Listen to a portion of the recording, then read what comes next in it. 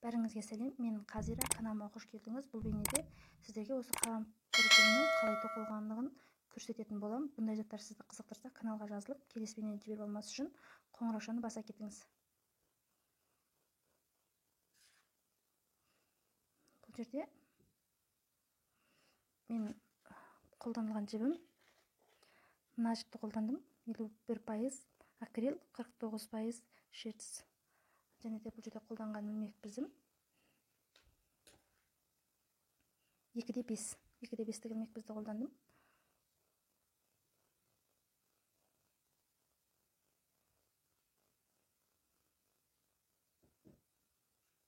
Ең бірінші осындай жібіңізді қолыңызға алып шеңбер жасайсыз. Бұл жерде жылжымалы сақина.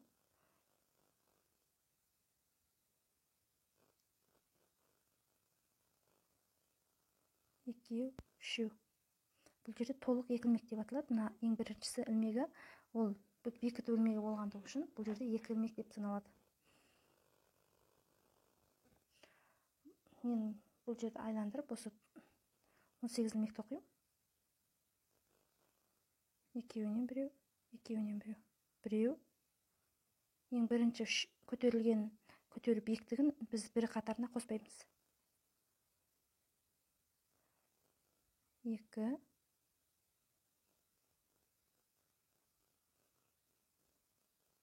3, айландырып 18 рет тоқимын.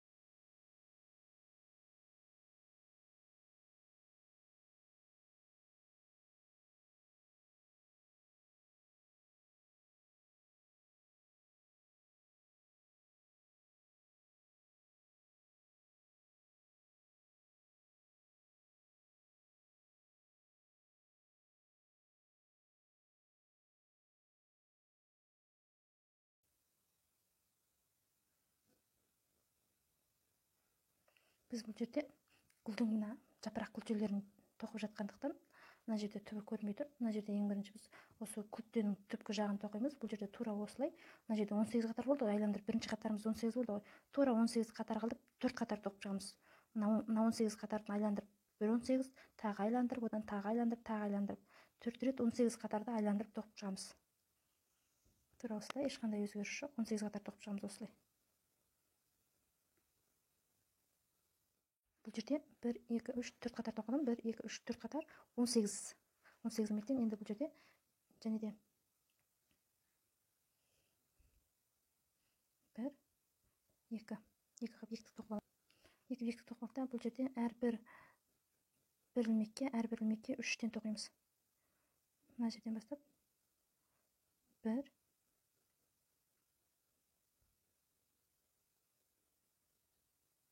2, 3. Әрбір жерге 3-3-тен, әрбір тесікке 3-тен тоқып шығамыз. Сонда бізде 18 қатарға 18 ілмек қой, 18 ілмектің біреуіне 3-тен тоқсақ, бізде 54 шығады. Мына жерге 3 тоқыдым. Енді мына жерге 3 тоқимыз. Біріншісі, екіншісі, үшіншісі. Біреу, екеу, үшеу, біреу, екеу, үшеу. Мына келесісіне де 3 тоқимыз. Бұл жерде жіпті қатты тартып алмаймыз. Негізінен жіпті қатты тартып алмаймыз, өзіңіздің тоққаныңызға қарай.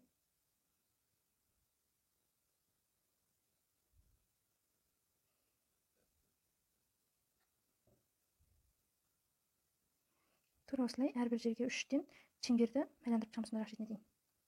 Біз бұл жерде 5-ші қатарын біттік.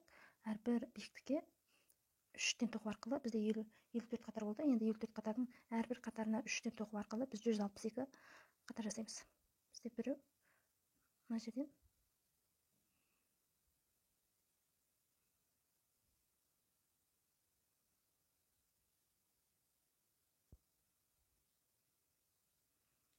үшеу, келесі мына жерге. Ортасынан ешқандай бос орын қалмау керек. Ешқандай бос орын қалдырмай, әрбір тесікке, әрбір жолға 3-тен жасап шығамыз. 3-тен жасап, мұнысына айландырып келесі бетке келеміз.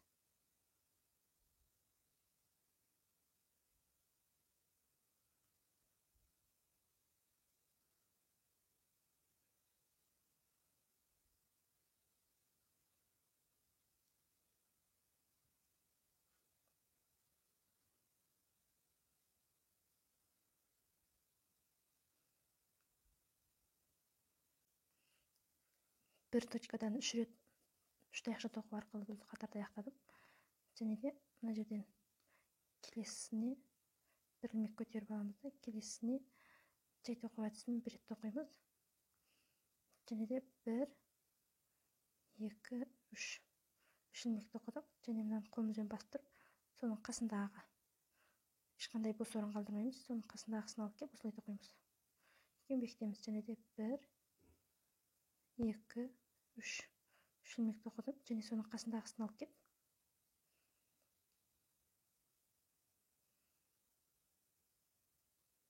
бекітеміз. 3 ілмек тоқимыз. Және соның қасындағысын алып келіп бекітеміз. Тура осы әрекетті қайталап отырып, мына жерге дейін айландырып тоқып шығамыз осы әрекетпен.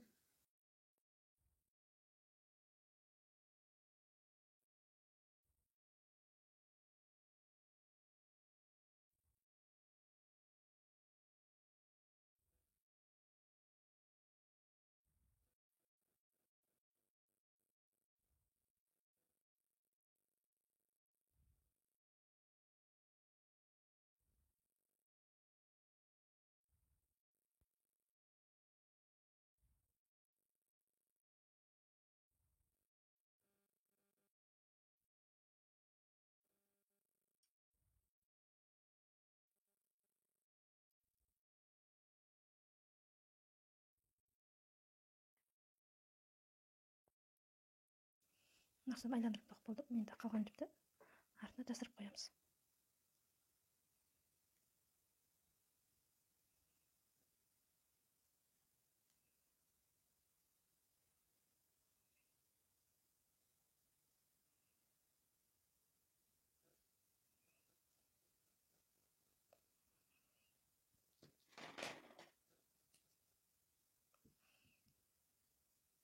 Біз мына күлтесін тоқып болдық. Енді мына астындағы мына тостағаншасын тоқимыз.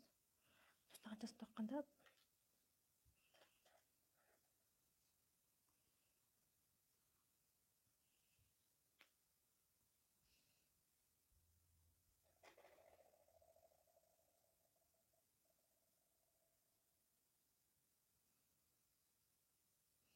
бір бұл жерден 6 ілмек 1, 2, 3, 4, 5, 6.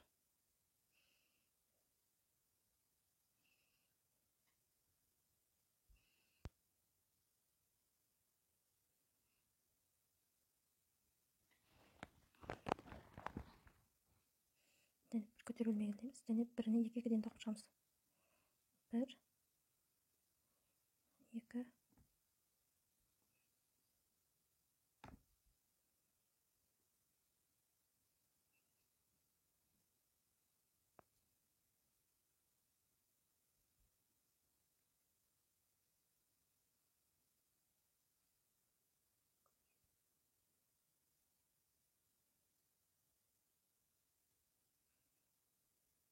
енді осыдан кейін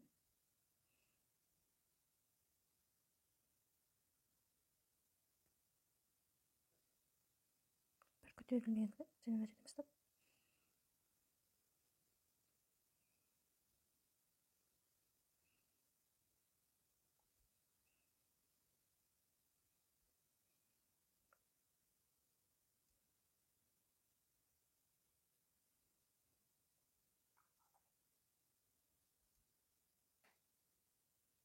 бұл жерде жұп тоқимыз. Тақ, жұп, тақ қылдырып, тура осылай айландырып шығамыз. Сол кезде бізде жалпы соңындағы тізбектер саны 18 болып шығады. Мен бұл жерде 1, 2, 3 қатар тоқыдым. 3 қатар тоққанда біріншісінде тақпен айландырып 6 шықтық. Одан кейінгісіне жұппен істеп 12 қылдық. Одан кейін бір тақ, бір жұп қылдырып 18 қылдық қой. Енді тура 18 қатардан ешқандай нәрсе қоспаймыз. Бір көтеру ілмегін ілеміз. Және де мына жерге біреу,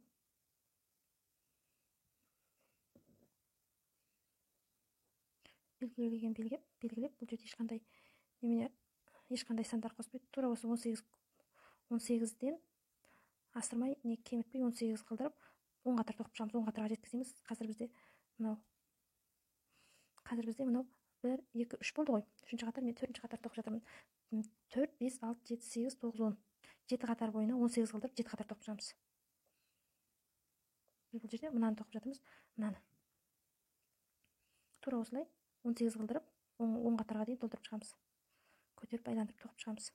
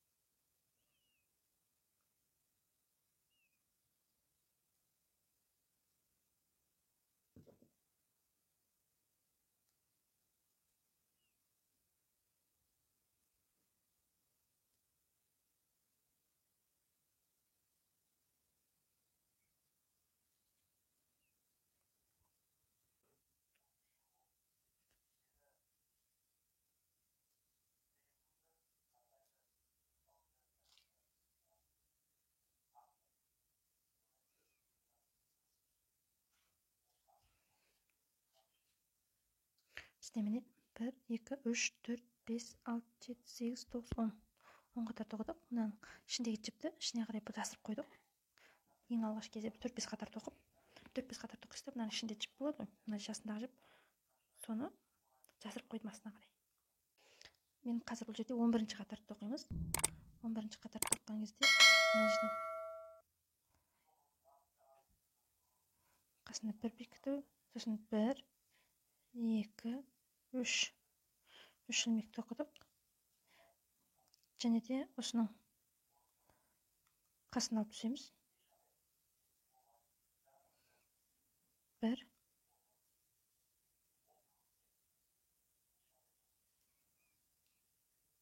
2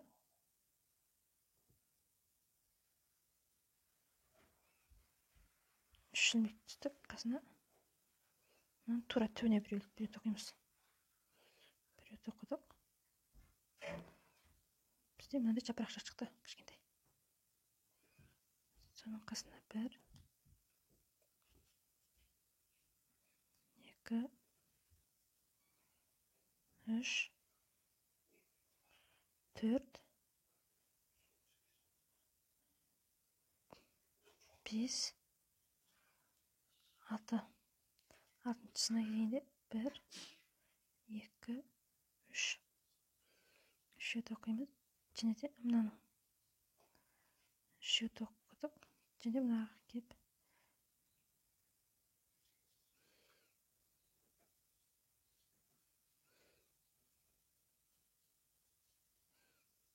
1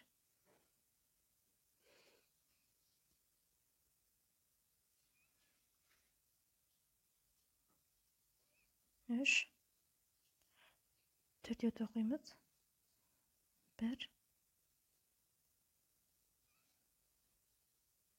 2 3 және төртінші мынаның турасын алып келеміз.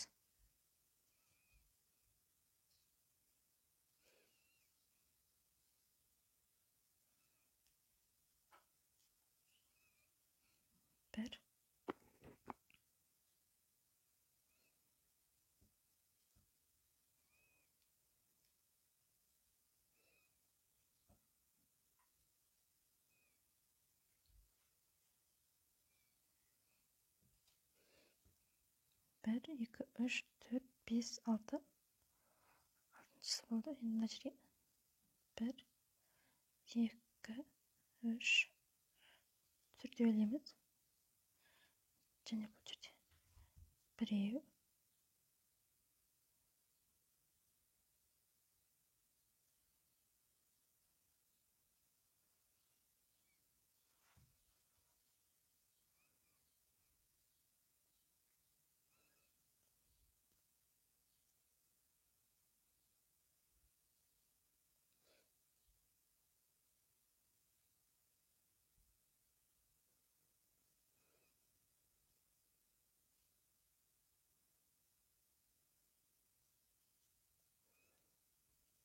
2, мына жерден 3.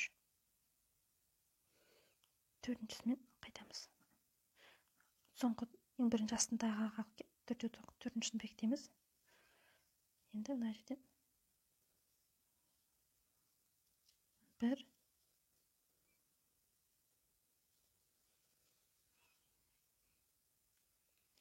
2, 3,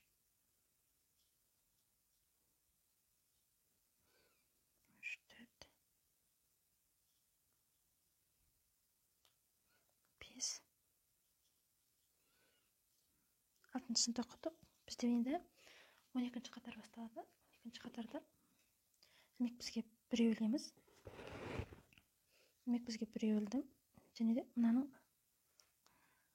түбіне алып келеміз. Мына ең түп жағындағысын ілмекке алып келеміз.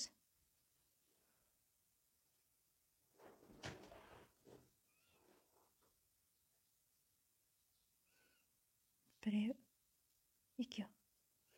Және тағы да біреу ілеміз. Екіншісін алып келеміз. Үшеуінен бірге өткіземіз.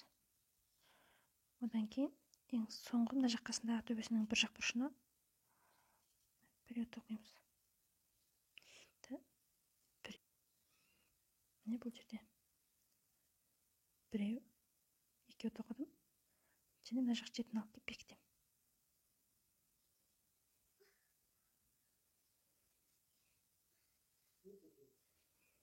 Бекіттім.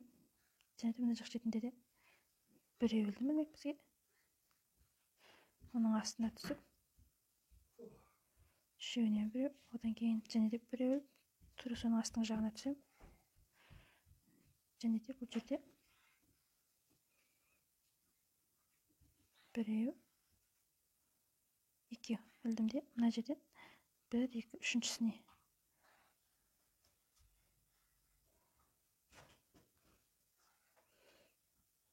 Бір, екі, мына үшіншісін алып кеп, мына жерден бекітемін. Бекіткенде менде мынандай жапырақшам үлкейеді кішкене болса. Жапырақшам үлкейіп тұр. Екіншісінде тура солай жасаймыз. Осылай үшеуін бірақ жасап шығамыз. Біреу ілдім, мынаның түп жағын алып келем. Демек бізде үшеу, екеуінен біреу, екеуінен біреу. Және демек бізге біреу ілем. Мына ұзын биіктік, мына қысқа биіктік, үшеуінен бір жолды өткізем. Енді мына жерде жай тоқу әдісімен біреу тоқиып, және де біреу, екеу тоқыдым да, мына жақ басын алып кеп бекітем. Бекіттім, және демек бізде біреу, үшеуінен бір ақ өткізем. Демек бізде және де біреу ілем, астына түсем. Біреу, екеу болды, және мына жерден санайым. Екеуінің ортасына келеді. Екеуінің ортасында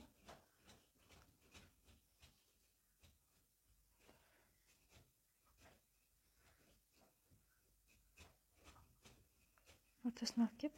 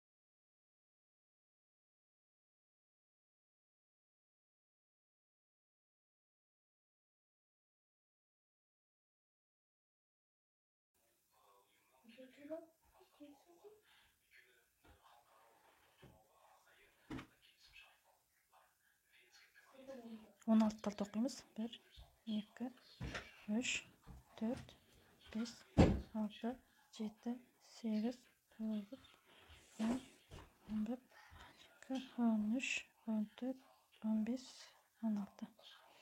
16 okuyumuzda мына жағына келіп бұрыламыз. Бұрылған кезде 1 2 тұр ғой. Мына жерде 1 2 тұр ғой. Соның екіншісінен. Артқы жағының екіншісінен. Былай қарай келеміз де, мына темірді арасына саламыз. Салып үшеуінен бірге өткіземіз. Және тағы бір ілмек бізділеміз. Тура осы әрекетті 9 рет қайталап шығамыз.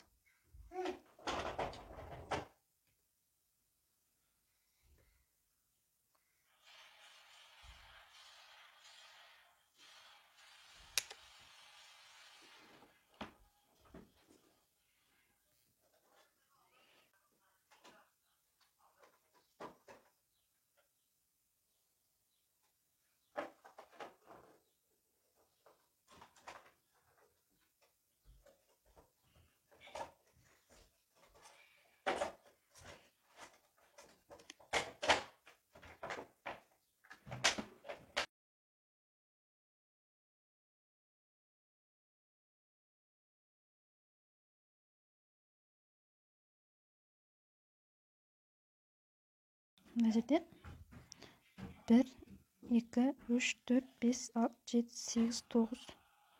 9 тоқтым. Енді мына жерден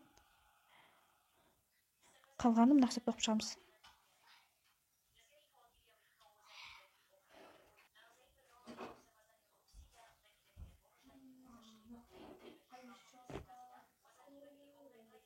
Екеу.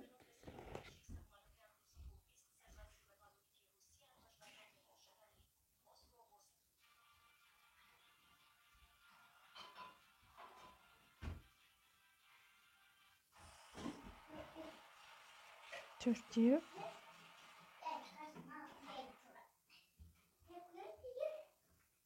Мына жерде міне 1, 2, 3, 4. Мына жерде 5.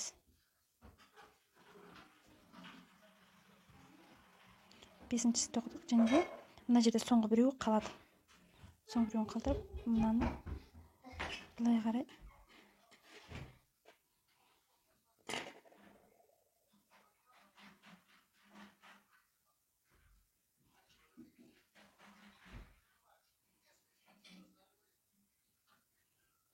мына жерін қатты қылдырып қысамыз.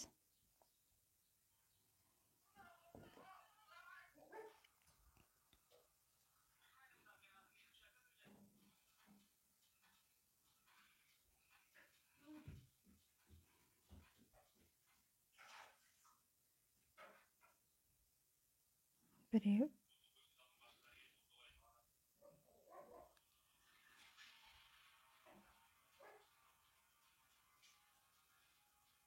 Екеу.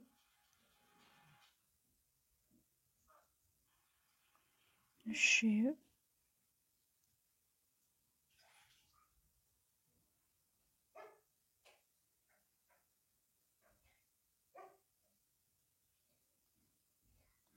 Бесеу қылдырып тоқтық. Және де мынаны қиып тастаймыз. Енді қалғандардың бәрін 3 жіптен біреу әдісімен тоқып шығамыз.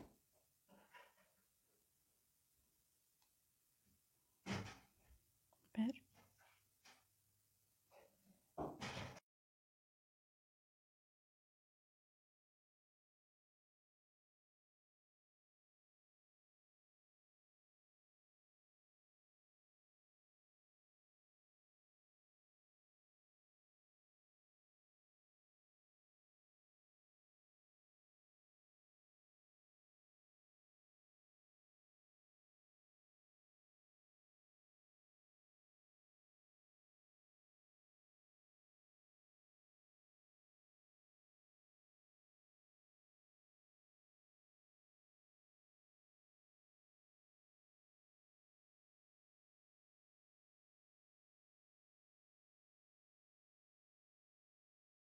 Бұл жерде жапырақтың екі жақ шетін бірдей қылдырып, теңестіріп, тоқып болғаннан кейін артылған темірді анақтап қиып алып тастаймыз да, темірді біліндірмейтіндей етіп, арт жағына жасырып, бер жағын тоқып қоямыз. Тоқып болғаннан кейін мына жағындағы екі бірікпеген жібі жапырақтың ұшы жағы болады да, ал ана сабаққа бекітілетін жағы майда домалақ жағы болады. Оны әдемілеп қысқышпен қысып, екеуін бір-біріне қатты қылып жақындастырып қоямыз. Сол кезде жапырақтың түп жағы кішкене жіңішке, жоғары жағы сәл жалпағырақ болып тұрады.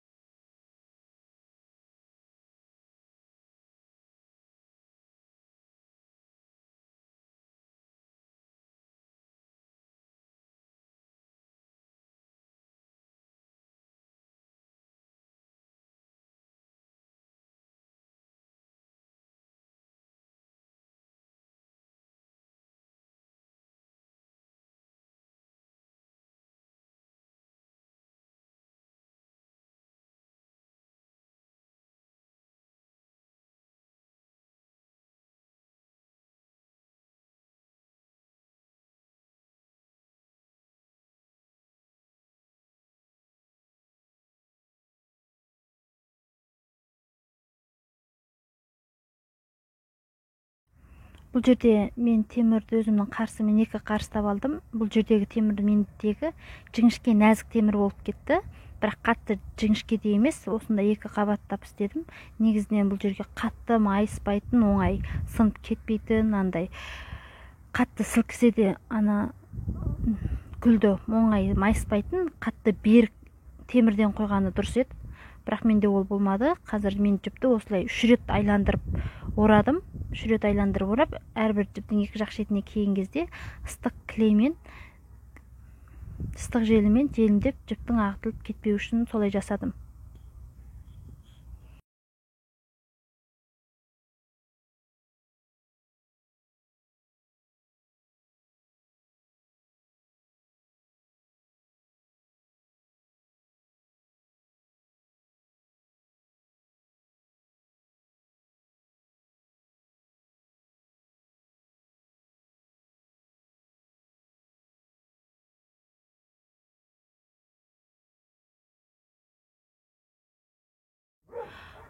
Бұл жерде гүлді сабаққа орнатып жатырмын. Мына жердегі ең бірінші гүлдің күлтесін орнатамыз, одан кейін тостағаншасын орнатамыз.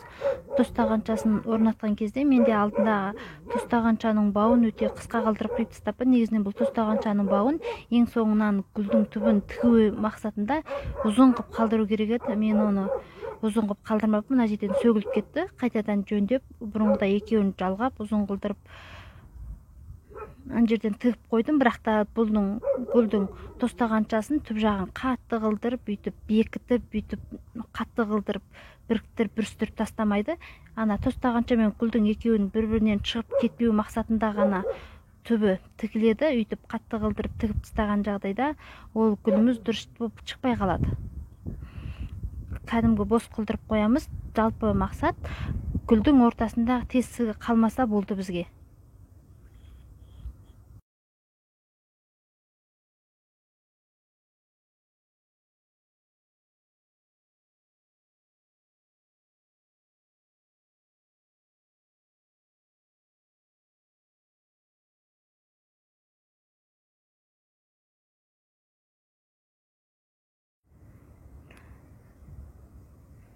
Біздің гүлімізді енді жапырақтарын орнатамыз. Жапырақтарын орнатқан кезде ана ұқсап ең бірінші екі жапырақты біркелкі етіп майыстырып, жіңішке жағына клей жағып, осылай бекітеміз. Бізде гүліміз дайын.